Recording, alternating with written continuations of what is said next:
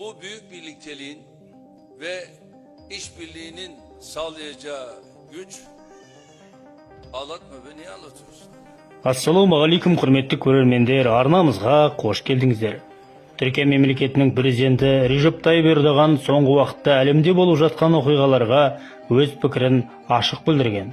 Ол биік мінбеде тұрып, американдықтардың дәуірі өтті. Олар бұрынғыдай мықты держава емес. Экономикасы мықты болғанымен рухани азып кетті. Еуропалықтар да Американың ықпалымен бар абыройларынан айырылып жатыр. Орыстардың дәуірі кеңес үкіметінен бірге құлаған, тек олар мойындағысы келмейді. Арабтар дінді бұлғап, терроризм ұғымын әлемге жайып жіберді. Енді әлемді жаңа деңгейге көтеретін түрік елдерінің дәуірі жақындап келе жатыр. Сол себептен де барша түрік елдерін бірігуге шақырамын. Жақында болған Қарақалпақ еліндегі көтеріліс ағайынды орыстар мен украиндар арасындағыдай үлкен қан төгіске айналмауы тиіс. Біз славяндар секілді өз аға бауырымызға соғыс жариялап оқ ататын надандардан емеспіз. Біз ата түрік бауырлас халықпыз. Сол себептен де барша түрік тілдес мемлекеттерге айтарым, тез арада ішкі жағдайларыңды бейбіт түрде шешіп алыңдар. Алда әлемнің тағдыры барша түрік тілдес мемлекеттерінің қолына төді. Сол тұста ұятқа қалып абыройсыздыққа ұшыратпаңыздар. Түрік тілдес барша халықты бауырымыз деп есептейміз. Бауырымызды ешбір қиындыққа қалдырмаймыз. Бұл әрекетімізді сөзбен ғана емес, іспен де дәлелдеп келеміз. Оған дәлел Әзербайжанда Арменияның былығынан қалай қолдап алып шыққанымызды бүкіл әлем көрді, куә болды. Әлі де қолдап келеміз. Қарабақты Әзербайжан бауырларымыздың алуына жәрдем еттік.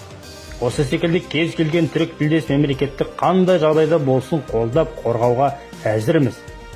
Тек түрік ағайындар өзара тату болса болғаны. Бүгінгі жағдайда Қарақалпақтағы ағайынды сабырға шақырамын. Өзбек бауырлар Алланың қалауымен дұрыс шешім қабылдайтынына сенімдімін.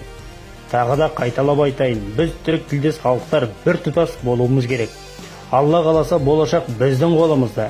Әлемде ендігі уақытта біз басқарып, біз билейтін боламыз. Ол үшін бізге сабырлық пен бірлік, татулық керек. Бұл Режеп Тайып Ердоғанның сөйлеген сөзінен үзінді. Көреген басшының болжамы бойынша алдағы уақытта әлемнің барлық билігі түрік тілдес халықтардың қолына өтпек. Оның ішінде Қазақстанның атқарар рөлі өте жоғары болмақ. Әлемге ортақ тіл қазақ тілі болып, Қазақстан әлемнің орталығына айналмақ.